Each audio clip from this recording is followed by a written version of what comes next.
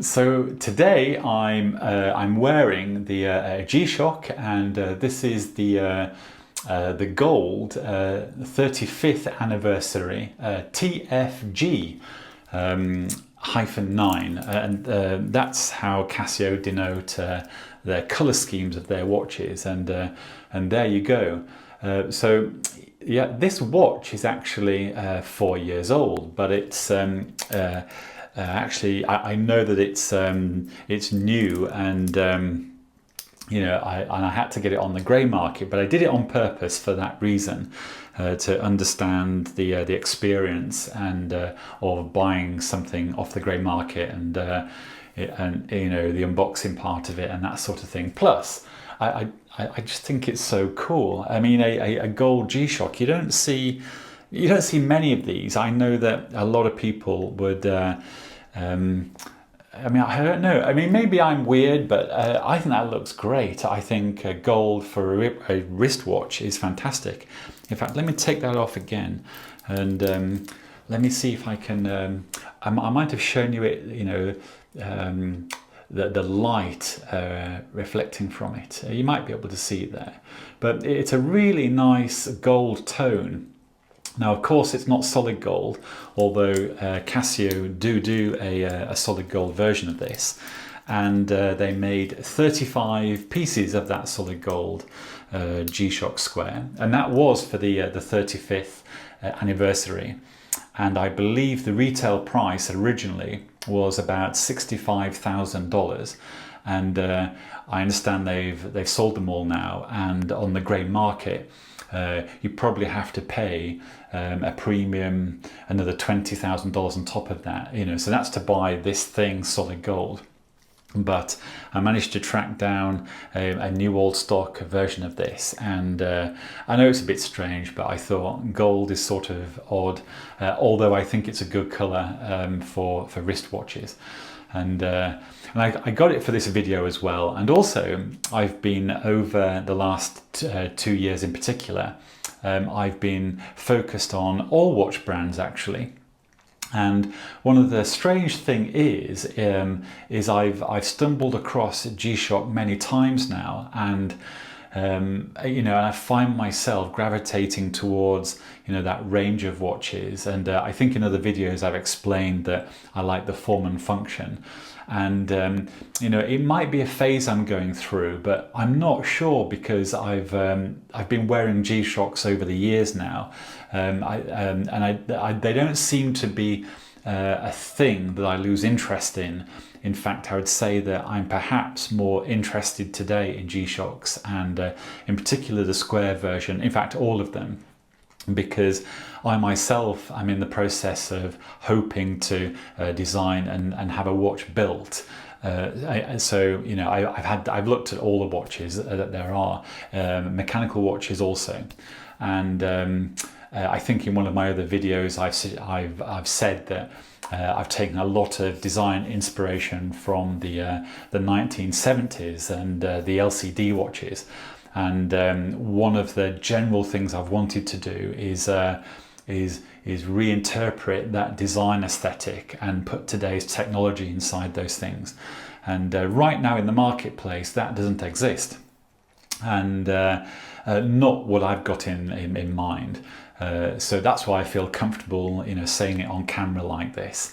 You know, plus, you know, this video will be time and date stamped. So if in another 6 months' time or a year's time, a 1970s style digital watch appears, and you know, it sounds a lot like what I'm saying. You know, they might have, you know, got some inspiration from you know, from something I've said. Anyway.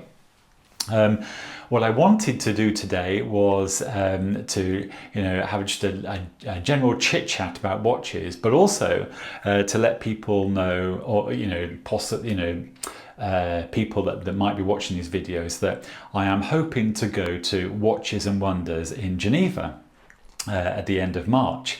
and I'm hoping to have hands-on with brands and watches there, so I can video them and put them on this channel. And perhaps I'll end up chatting to the brands also, and there'll be a talking piece there. But essentially, I'm trying to get access to wristwatches that I can video and I can chat about, and once again I can explore functionality and form, and also take a view on the general market. Now, I used to go to Baselworld, and I think my understanding is that Watches and Wonders has become the Baselworld, but in Geneva. When I did go to Baselworld, I was actually always really interested in and always excited to go to the G-Shock booth, because I would find out what new releases they would have. Plus Casio G-Shock were fantastic. They're always so helpful. And one year I did manage to get one of the Casio representatives to show me some new models that I don't think at that point had been released yet, and I thought it was amazing. And today I had a quick look of the brands that are attending Watches and Wonders in Geneva, and unfortunately Casio G-Shock doesn't seem to be there, but Seiko is there, and I have a lot of interest in Seiko. Also IWC is there, and that's a brand that I will come back to, and of course Rolex will be there. And in fact, all the brands that are there, they all make a watch that I like myself, and they all have something to offer. Plus, I've chatted a little bit to one or two brands already, and they've indicated that they'd be happy to meet me, and that they'll show me some of their new designs and timepieces. So that's going to be great. So. Yes, in a month's time that should happen. That is going to be very interesting. Back to the G-Shock again. Within a month, I think we are going to be aware of some new Casio G-Shock square designs. And I've realised I sound like a salesperson for Casio G-Shock or something, but I have no connection to them at all, although I have met them before. And but I can see that lots of my videos contain a Casio G-Shock square, but I am thinking that is really testimony to to that brand and what that watch is. And it also links back to my focus and one of my desires to make a digital watch. And Master Watch originally started because of my interest in digital watches. Then I shifted over to mechanical watches because making a mechanical watch does appear to be an easier route for me to take to make a wristwatch. Possibly cheaper doing it the way that I'm doing it, but it's still incredibly expensive, and all that expense is really centered around acquiring the movement and having the right movement. The manufacturer is very skilled anyway, so there is cost there. But when I was doing the same thing for the digital watch, designing the screen and the module, the electronics for a digital watch, that's where high technology comes in, and there are lots of barriers there. And I was quickly finding out that all the technology was actually in Japan. Not so. There is technology in Switzerland, but most definitely a lot of the good technology that I was interested in was in Japan. But I'm sure that it's in Switzerland also. But I was finding it very interesting from a business point of view.